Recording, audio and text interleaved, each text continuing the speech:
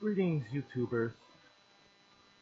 I always thought that this channel was gonna be about, making video game ideas, creating new plots for new games for video game companies to watch and learn from. For perfect sequels or what would be a good sequel, prequel, or a new game right off the bat, made out of, consumers that buy and play video games and watch anime and other stuff. And I noticed that I'm sort of leaning on this whole political side where we have feminism and SJWs and PCs arguing with those that are anti-SJW, anti-PC, anti-feminist, anti-feminism. Uh, but and I have watched, both sides of their content. I've watched some of Steve Shive's stuff. Didn't agree with most of what he said. I've watched The Amazing Atheist. I agree with some of the things he said, but other things I can disagree with. Chris Raygun. There are things I also do and do not agree with. Chrisiosity, I'm going to say her name right. Same concept. I do agree with some things she says, but disagree with the majority of what she says. So what this video is going to be about is stiff neck. No, not stiff neck. It's going to be, a BuzzFeed style video. Question, a video asking questions. Just like how TG and his group did, and how the social justice group did against the anti-social justice. They both sort of left out a few questions that I had that were never answered. So I guess you can say this is a video that should be titled "Questions for Everyone." So how about I start off with one group that has been a roadblock in the video game industry and in man's personal space entirely, and that's feminism. So how about I start with the questions I have for those that claim to be feminists. So here it comes. Question 1. Why is it that you always want to destroy male-dominated fields that do welcome women into the field, and also you want to destroy male-only spaces when you have female-only spaces? Question 2. You know what? Fuck that number. It's hard. Continue on with the numbers. With the questions. So, next one is, why do you think it's discriminatory when a woman wants to enter a male-only space, but is denied when there's a female-only space for her that does either the exact same thing or is the same thing, but with standards meant for only women? I know I hear this a lot, not just from the feminist known as Big Red, who states that the assumption of mothers are better caregivers is part of patriarchy.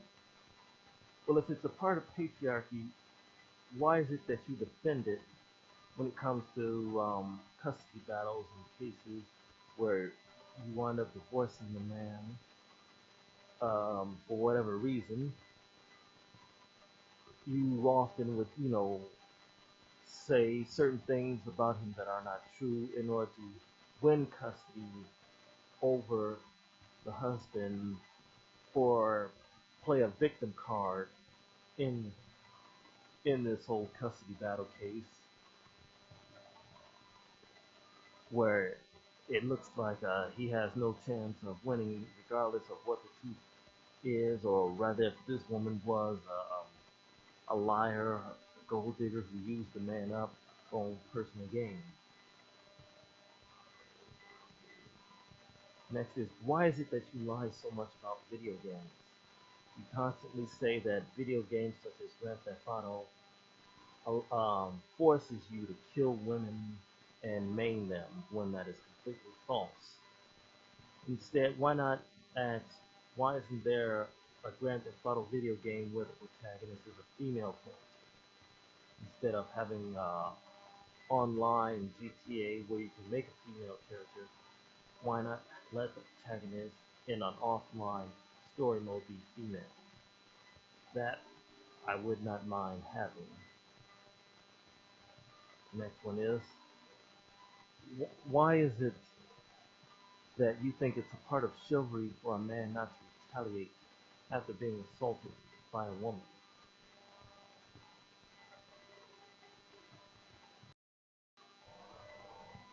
Next one is, what is it that you want? Do you want entitlement where your only job is to cook and clean and satisfy the man and be taken care of and protected, or do you want equality, both good and bad, where you wind up having rough and broken male hands with rough feet? You can't have both. That's the same. That same concept goes for the man. You cannot have entitlement and equality. Next thing I like to also ask about the feminist movement. Why is it that you can never get along with other feminists or agree with other feminists? Like feminists who are pro-life, who are against abortion. You say that's part of patriarchy's brainwashing, when there are men who are also pro-choice for women or pro-life, who are against who also think that you should choose whether if you want to have an abortion or not. You shouldn't be against it. Why is it that men's rights and anti-social justice warriors can get along better than feminists and SJWs? Another question is, for feminism is, why do you think it's so empowering to hurt and belittle a man? Another question is,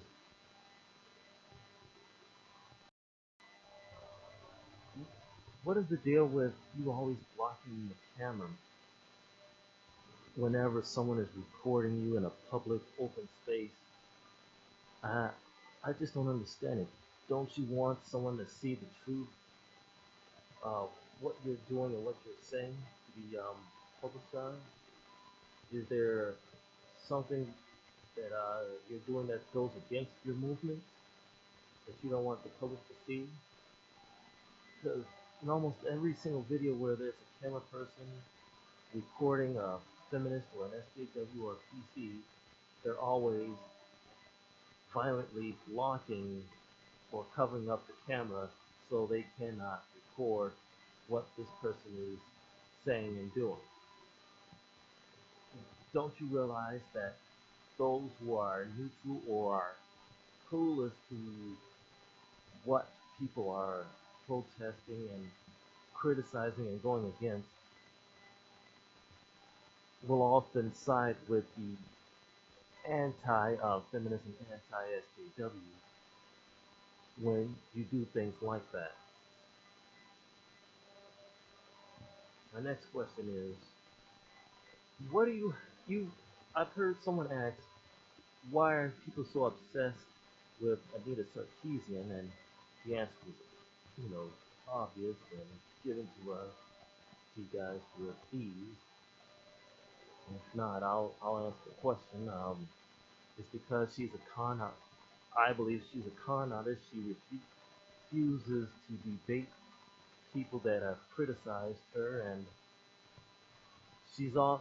The only time she ever refutes what people say is if she's never around those who can counter her points or arguments at what she says, one of the things, the clues that she left to prove to me that she is a con artist is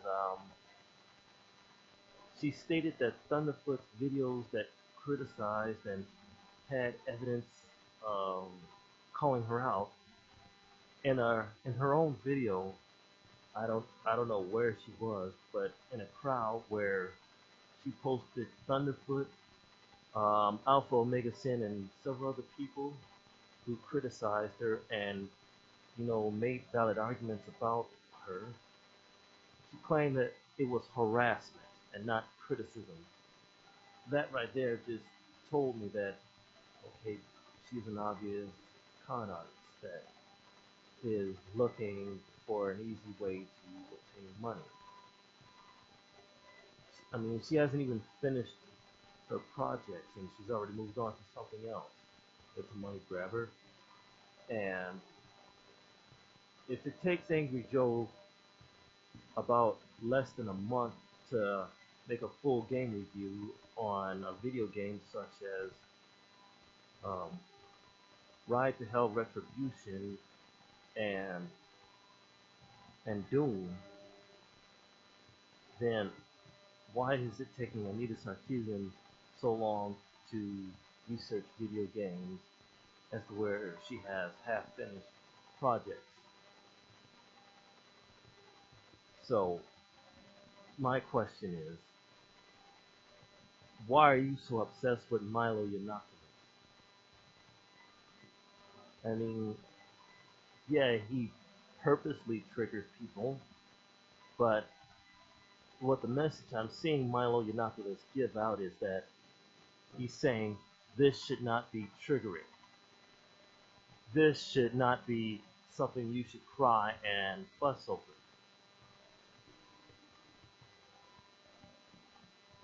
I think that might be all of my questions I have for feminists. Let me see, let me think now. Do I have more? Oh yeah, that's right. Another thing. Why is it you always say that when a man retaliates to a woman that puts her hands on a man, why is it that you're always crying wolf? That he assaulted me, he beat me and abused me, when he's just really defending himself. I don't condone violence on either side of the genders. I don't condone violence towards men being done by other men or women. I don't condone violence towards women being done by women or other men. But for you to attack someone and then when they retaliate and you cry wolf and go into and play the victim card makes no sense to me. I mean, why do it?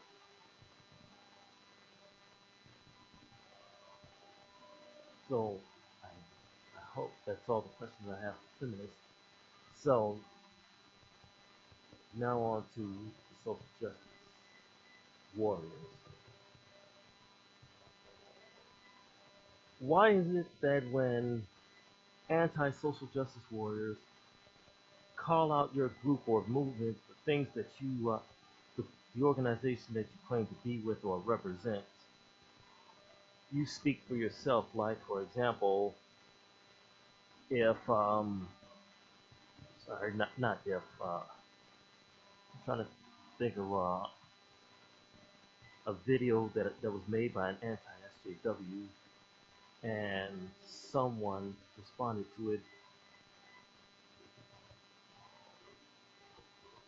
Okay,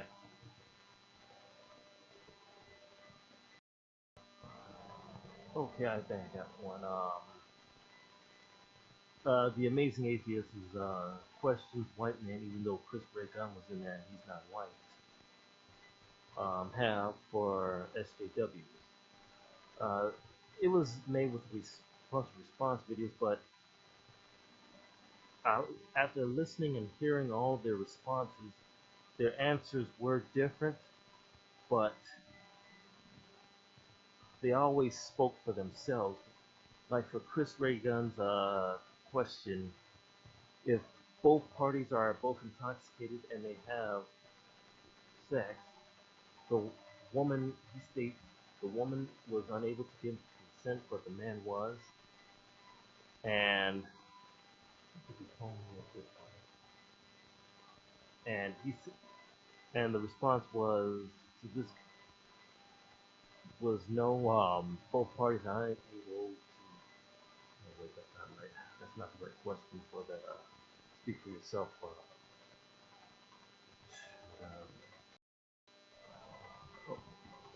Okay, I think this one was the amazing atheist T.J. Kirk. I believe one of his questions was when when you defend the LGBT community or trans, why is it that you ignore the people who are LGBT who disagree with you? And one of them said, "I don't," instead of saying or putting proof as is to where the entire social justice warrior does not, regardless of whether if one member of that group disagrees with what the social justice have to say, they should still be with them and not ignore them.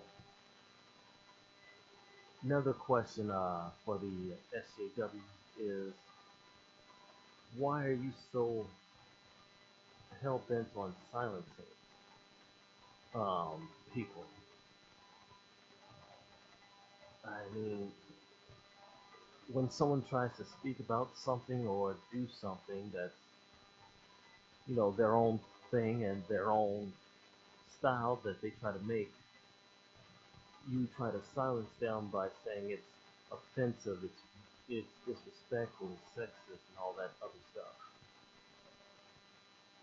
Next question for the SJWs is, what is your deal with cultural appropriation? I mean, don't you realize that cultural appropriation holds us back as to us trying to understand or learn from a different culture?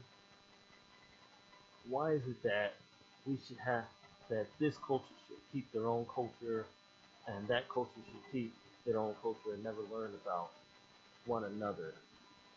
Isn't that what I just said? Doesn't that help you build bridges? Whereas cultural appropriation only helps you build walls around other cultural groups and races. I mean, like, it should not be offensive or triggering for a black man to want to dress up like a samurai for Halloween or at a costume party, go to a costume party.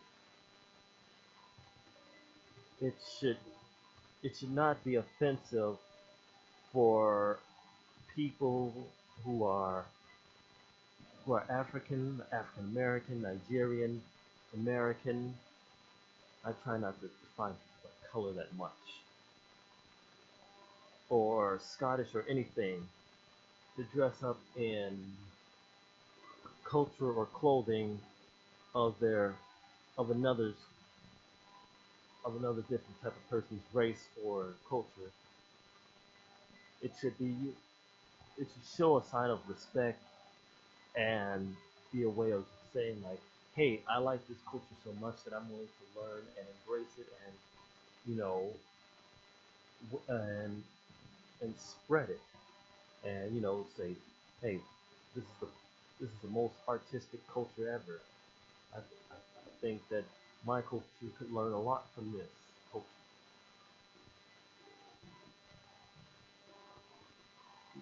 Next one is, why are you so hell bent on accusing people of being something that they claim that they're not? You accuse someone of being a rapist just because they had sex with a woman without consent. And I mean, I'm not talking about a verbal consent, I'm talking about a handwritten consent. where a guy says, okay, hey, do you want to have sex with me? She verbally says yes, and after having the sexual encounter with this woman, and he talks about it, you say it's great because he didn't get a verbal. Where's my computer doing? Sorry about that. Oh, my computer froze a little. Well, oh yeah, that's right.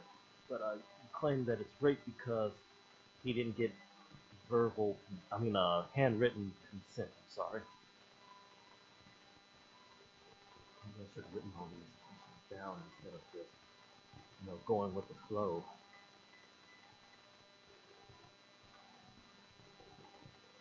My next question is, I guess this was a question for feminists, but also for SJWs as well. What is your deal with this whole listen and believe notion?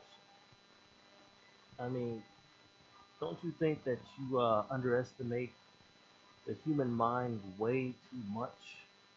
I mean, like anyone can lie about something just to get back at someone. I mean, a woman can lie about being raped by her ex-boyfriend because, he left her because either A, she was batshit crazy, B, her standards were too high for him, and trust me, women do have a lot of standards. I mean, my standards are only this. Woman must be natural, woman must be independent, woman must not wear too much makeup or no makeup, and that's about it.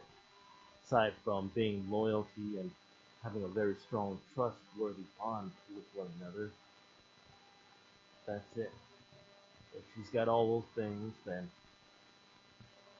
she's my perfect ideal woman. Case point. But back to the question. I'm sort of leaping off topic here. Um, what is it with this whole listen and believe notion? Don't you realize that there are some holes in there? And my next, I guess this is a two-parter question. And also, why is it that when you meet someone that disagrees with your listen and believe argument or notion, you would always ask them, even though you know the answer is no, but why is it that you always ask them, well, have you ever been raped before? I mean, you already know that. You already know that the answer is no, and that this person has a lower chance than you or any other woman that he will be raped in broad daylight or in some sort of back alley street. Most likely he'll be robbed and the man will be robbed and killed. Or this woman is smart enough to carry protection around and not walk in such dangerous areas.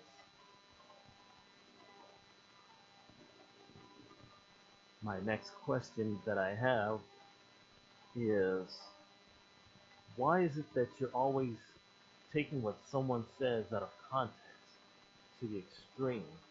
Like Donald Trump's whole "I'm a celebrity, women let me grab them by the pussy" notion. I often hear people saying that Trump forces his way towards women and grabs them by the pussy or against their will, when that's not what he said. What he said was basically, I'm a I'm a celebrity rich guy with lots and lots of money. All I gotta do is throw money at a woman and she'll let me grab her by the pussy. And there was a video made by, I believe, WatchMojo.com or some other top 10 or top trending YouTube channel that did a top 10 or top whatever women who sold their virginity for a ridiculous amount of money. I mean, the woman who sold her virginity for in order to raise money for an orphanage, sold it for about over $1.3 million. That's that says something right there. But back to my next question: why is it that you don't condone violence towards women, but you condone violence towards people that disagree with you or have this different notion, this different ideal or belief system than you?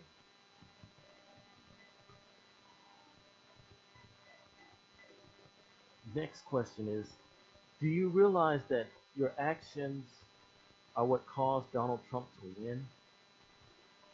Do you realize also that your that your violent and cruel and disrespectful actions are the reason why people are moving towards the anti field instead of the social justice and feminist field? And I will put put several links in the description of where these questions originated from, because these are not just questions that I'm asking out of my ass.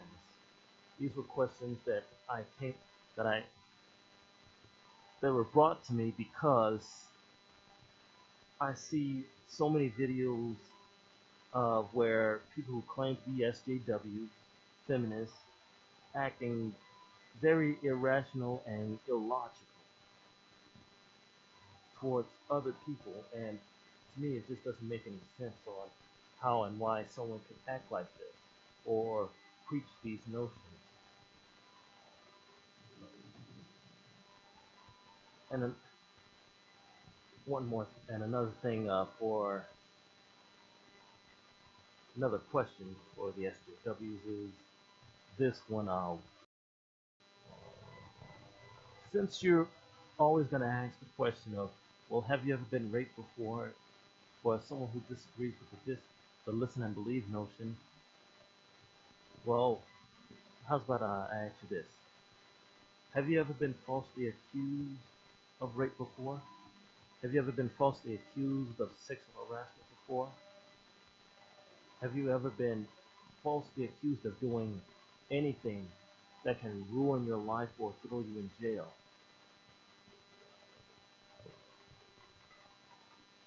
Next question is,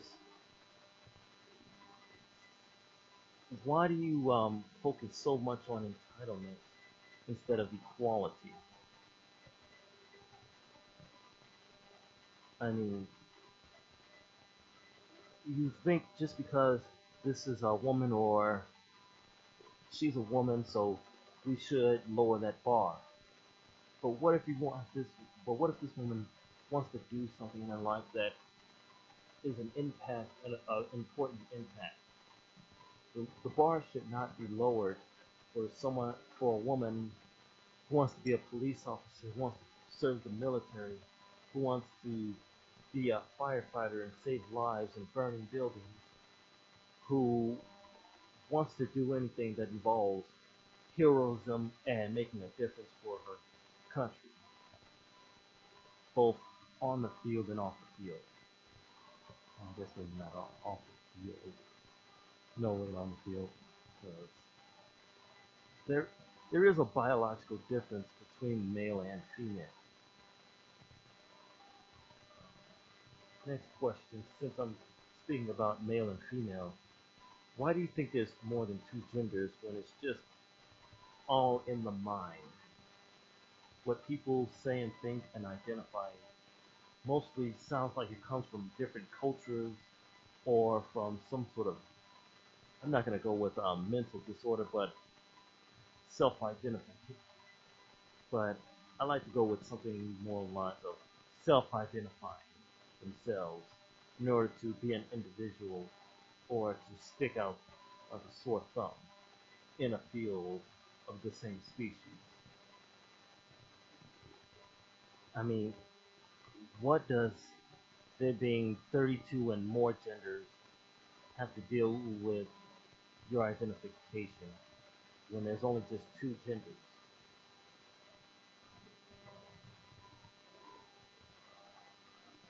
Next question I have is, why do you think transsexuals, actual transsexuals, are the same as those that claim to be trenders? Meaning like people who have made no type of sex change whatsoever and claim to identify as a different sex. Why is it that you lump them with actual transsexual people, like Blair White, or like a few other people who I have come across? My next question is, why do you think people who are trans have difficult finding housing by the government? And why do you think that they are so, what's the word I'm looking for here, hated, when there are people who aren't religious extremists supporting them, where they have the, it's your body, it's your right, you do what you want, just let me have my own respects and morals and beliefs notion. When when the problem is transgenders who, I let's say for a man, but identifies as a 42-year-old, 47-year-old man, but he identifies as a 6-year-old girl. Don't you think that's a bit over the top line here, or don't you think that's going a bit too far? If they want to have a sex change and do it, they can do it. Nothing is stopping them. But for them to claim to be trans, don't you think that's a little wrong for the people who are actual transsexuals? Next question is, why is it that you're always judging people based on, small things that they say, or just for disagreeing with third and fourth wave feminism, and saying like stuff like, if it hadn't been for feminism, you wouldn't be able to vote. True, that's all true. First and second wave feminism, it paved the way for women's rights, for women to vote, women to not face sexual discrimination without penalty and all other stuff. I mean, yes, racism goes on, still exists in this world, so does sexism. But there is always consequences for racism and sexism. Why do you think there is no consequences for racism and sexism in the work field or in public society completely? A lot of questions combined into one. Next question I have is,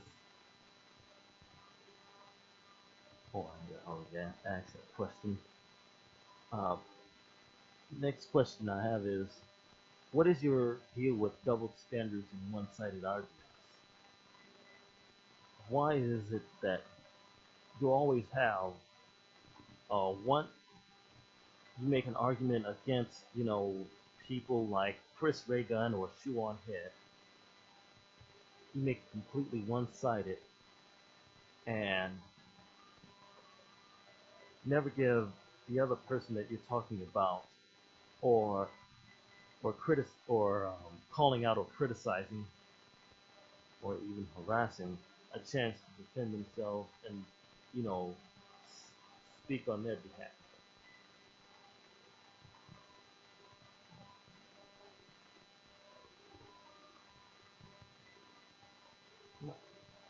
And here's a question for feminism and SJW. Why is it that you let people, why is it that you let women who hate men and for all, and who think that feminism is a way of destroying men into your group? Why is it that you allow poison into your movement, especially among the SJW? Why do you allow people who say it's all their fault, it's all white people's fault, it's, and all other things, it's all misogyny's fault into your group, when you say or claim that you're all about making equal opportunity, equal rights, and stuff like that? Why is it that you allow people who have hate notions into your group? Do you not realize that's why people are moving towards egalitarianism, the anti-SJW, and the anti-feminist movements? Because your current movement is filled with so much poison of those that are sexist, that are racist, that make people say, so this is what they're like. Okay, I know not to join or agree with them. That's what people who watch, look, and listen to both sides, or just one side, completely think. Next question is, I don't know if I've asked this question or not, but in case I haven't, here it goes. If I have, I'm sorry for repeating myself. Why is it that you abuse the block button so much with someone that disagrees with you, or with you abuse the block button on someone that disagrees with you, or someone that is following or subscribes to someone that you don't like or agree with or disagree? My other question is, why is it that when you make arguments against MRAs, the anti-field, why is it that you often say that they're a hate movement or a hate group and provide little to no evidence to support it, whereas the MRAs and the anti-group or atheist group provide evidence of your hate actions, your cruel notions, and your ideas and your ideology?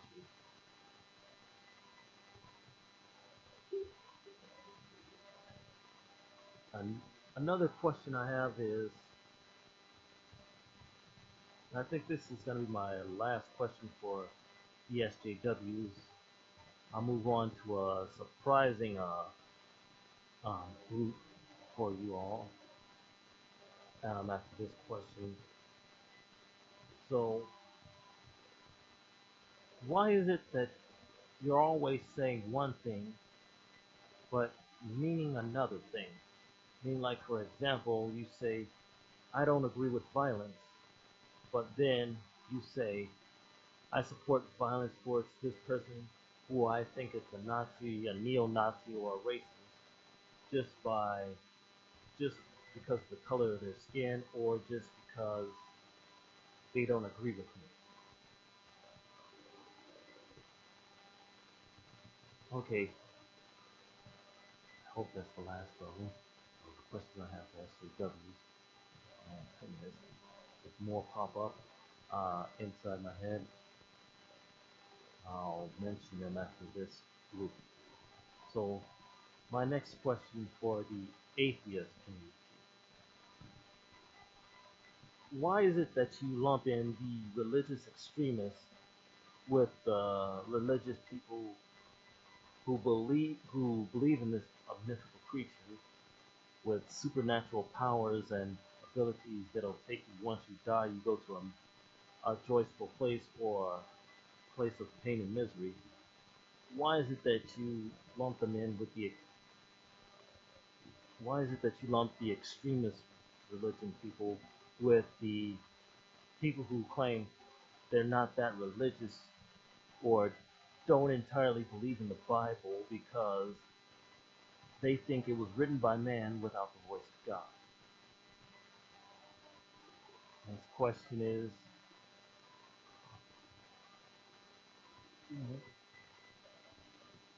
why is it that you're willing to bash on religion so badly because it has a rocky past when it has evolved over the years to this date by easing up on its rules and guidelines, when everything else has a rocky and terrible past?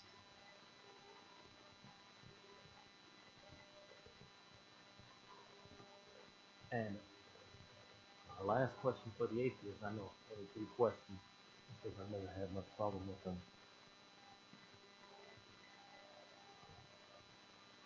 Why is it that why is it that when you talk about religion, you want to get rid of it completely? I mean, I know you don't agree with religion and everything, but there's no need for you to just get rid of it. I would prefer to say let it evolve into a more suitable and more proper and respectful group, because I also disagree with certain things with religion just as much as on the same level as I disagree with the atheist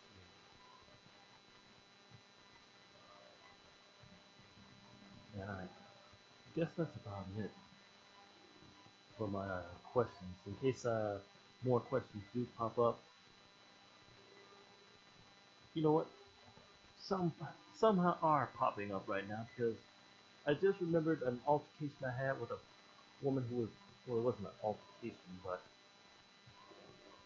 it was sort of a little conversation I had. Why do you think? And this is what she said to me. Why is it that you think that the First Amendment does not protect what people say and do or practice in America? She said the First Amendment, which is about free speech, does not really protect your ability to say and do whatever you say you wish to say and do as you please, as long as it's not breaking the law, of course. But that was one of the things she said. She had asked me, she not asked, she had said to me, First Amendment does not really protect what you say and do.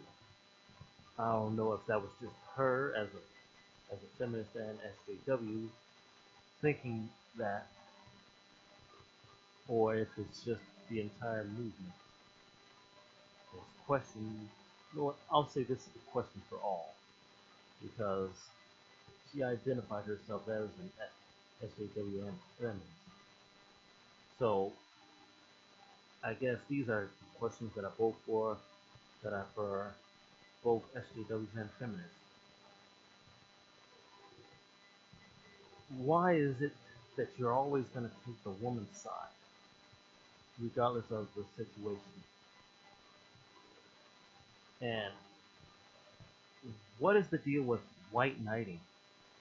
I mean, what do you hope to achieve by being the woman's white knight when you don't even know what happened or what went wrong?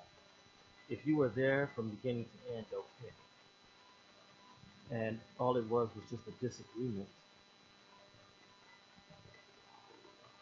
then I can understand if you butt in and do the chivalrous thing, but you're only expecting either nothing or just a thank you.